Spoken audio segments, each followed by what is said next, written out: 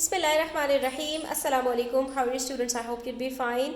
After completing the explanation and word meanings, question answers of this poem last lesson of the afternoon, today we are going to do some more difficult questions of this exercise, and after that we are going to do the reference to context. So let's begin our today's lesson. Please do watch the video till the end and do not skip the video or you'll miss the important points. So part I say the poet shows his feelings in the poem. Which of the following words best describe them? You have been provided with 5 words and you have to decide which of these 5 words are the best description of the poet being described in this poem. Sadness, no, he was not at all sad, because when we are sad we try to solve the problem, but he is not at all sad. Joy, not at all. Then we have despair, anger and frustration. Yes, we can say at times he seemed to be despair. He has some desperations. Then anger, yes, the poem is full of anger and frustration, definitely. So while writing the answers, we are just going to highlight the lines where these feelings have been highlighted, right? So the poet shows despair in the poem, like I can haul them and urge them no more. Here he is showing that he is now desperate of the children. Then no longer can I endure the brunt. This also shows his desperation. And I'm sick, and what on earth is the good of it? These 3 lines shows despair. Then we have the next feeling. He shows anger through these sentences, like I'll not waste my soul and my strength for this. I do not and will not, and that's all. These sentences are showing that he is full of anger. And then we have the frustration. He shows frustration in these sentences, like what good to them or me, I cannot see. What is the point of this teaching of mine? What is the point to us both? Why should we beat our heads? So these questioning basically indicates the frustration that he is trying to show off. And then part J, it says, give 2 examples of the use of metaphors in the poem. While discussing the question and answers earlier in question number 1, when we were discussing probably part A or B, we talked about metaphors in details. Now we just have to give the examples of metaphors that have been described in this poem. So here we have a lot of metaphors, and you can write any 2 of them. A pack of unruly horns, this is a metaphor used for the students. Then again, tucked the leash, hate to hunt, these all are related to the students. Fuel of life, he used it for himself, and kindle my will. All these are metaphors because these are not the things that we use for human beings or anybody in our daily lives. These all are related to some animals or other parts of life, but the poet has used it for himself or for his students, right? So now we have reference to context. We have 3 reference to context. Let's see. Start with part A. I'm sick, and what on earth is the good of it all? I am sick. What is the speaker sick about? He is of course sick about the non-serious and indisciplined behavior of his students. And then what is the it that is referred to? I am sick, and what on earth is the good of it all? So what is it being referred to? It is referred to the books filled with bloated pages and a scroll of slovenly work. Then part 3, what question does the speaker subsequently ask? Subsequently ask means after this, what did he ask to himself? So we can say he's trying to ask about what is the point of this teaching of his and of this learning of the students, right? So he's trying to ask himself that what is the outcome of such learning and teaching when nobody is ready to learn. That is, he's just trying to say that there is no point, no use of such learning environment, right? No use means no benefit is coming out of it.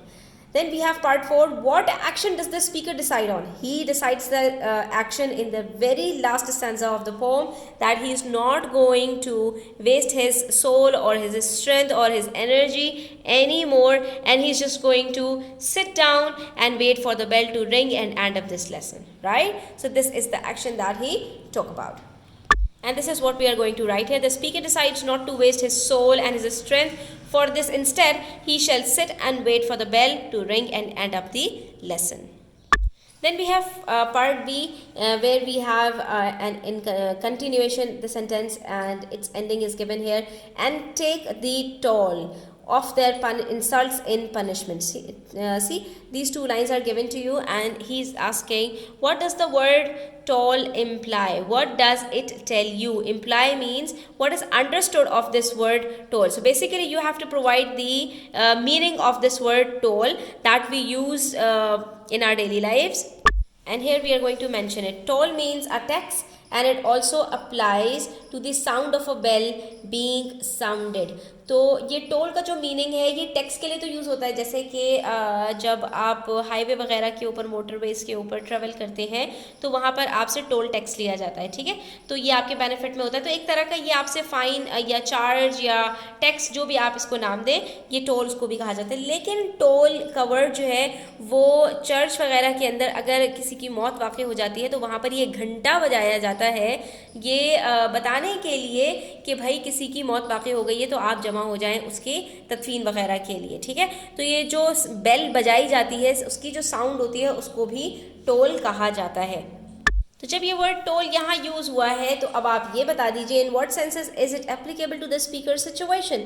तो यहाँ पर इसका क्या मतलब हो सकता है, क्योंकि जब उन्होंने पनिशमेंट का वर्ड यूज़ किया तो वहाँ पर ज़्यादा जो इसका मीनिंग अप्रोप्रिएट लग रहा है टोल का, तो वो टेक्स्ट की मीनिंग में ही लग रहा है। तो probably he is trying to refer it to that he is not going to bear any sort of charge anymore, and the toll would refer to the way in which he has to pay for or suffer the indifference of his peoples, and also perhaps to when a church bell tolls at the time of a funeral। ठीक है, तो हम यहाँ पर दोनों meanings तो लिख देंगे कि यहाँ पर कोई भी मीनिंग हो सकता है कि या तो जो बच्चे उसको तंग कर रहे हैं और उनका जो इतना नॉन सीरियस बिहेवियर है तो उसके बदले में वो यहाँ पर पनिशमेंट की सूरत में उनकी कॉपीज़ वगैरह चेक करके कोई मज़ीद जो है वो टैक्स पे करने को तैयार नहीं है। और या फिर इसका ये मतलब भी हो सकता है कि बच्चों के इतनी बदतमीज़ी के बाद कहीं ऐसा ना हो कि उनका आखिरी वक्त आ जाए और उनका घंटा जो है वो बजा दिया जाए। तो फिर से वही पार्ट 4 का जो पार्ट ए के अंदर क्वेश्चन था वही आपसे रिपीट कर रहे हैं। What does the speaker decide to do? The speaker decides not to waste his time और energy any more, simple. Next we have what is the point to us both, it is all my aunt. ये हमारे पास एक line use की है poet ने, इससे related हमसे पूछ रहे हैं व्हाट इज़ द पॉइंट। यहाँ पर जो द पॉइंट है इससे किस पॉइंट की बात हो रही है, that the speaker is referring to. तो it simply means that whether they can write a description of a dog और if they can't, it has no point, it has no use, इसका कोई फ़ायदा नहीं है। तो यहाँ पर जिस पॉइंट की बात की जा रही है वो डिस्क्रिप्शन ऑफ अ डॉग लिखने के बारे में है, ठीक है। What does the expression "It's all my aunt" means? ये एक एक्सप्रेशन है, एक प्रोवर्ब है। इसका क्या मीनिंग है? इसका मीनिंग है it's all the same to me, that is I am indifferent to it, it makes no difference to me. इससे मुझे कोई फर्क नहीं पड़ता, चाहे उनको लिखना आता हो या चाहे उनको लिखना ना आता हो, आई एम इनडिफरेंट अबाउट इट, ठीक है। तो इसका मतलब यहाँ पर यही है। नेक्स्ट पार्ट में what does this show about the speakers feelings about his profession. तो ये जो इन्होंने सेंटेंस यूज़ किया है, क्या ये एक टीचर को जो है वो उसके ऊपर जचता है उसको ये कहना, या टीचर के ऊपर इस तरह की चीज़ जो है वो सही लगती है? तो आपने यहाँ पर अपना ओपिनियन देना है और बताना है कि this shows that the speaker degrades his profession. वो अपने प्रोफेशन को थोड़ा डिग्रेड कर रहे हैं, क्योंकि टीचर जो होता है वो बहुत ही आला मकाम पर होता है। He has no hope left about his peoples, out of desperation he decides to give up teaching because he turns bitter and harsh. ठीक है, अब बच्चों के इस बिहेवियर की वजह से उनका जो ऑप्टिमम पॉइंट है वो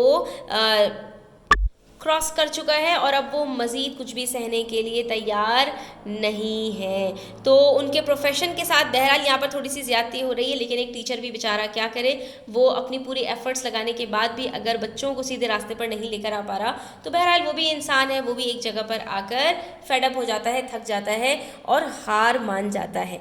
ठीक है, तो यहाँ पर हमारी ये एक्सरसाइज ए कंप्लीट होती है स्टूडेंट्स रेफरेंस टू कॉन्टेक्स्ट के साथ। इंशाल्लाह हम नेक्स्ट वीडियो के अंदर वर्किंग विद वर्ड्स, ये जो एक्सरसाइज बी आपको दी गई है ये भी करेंगे।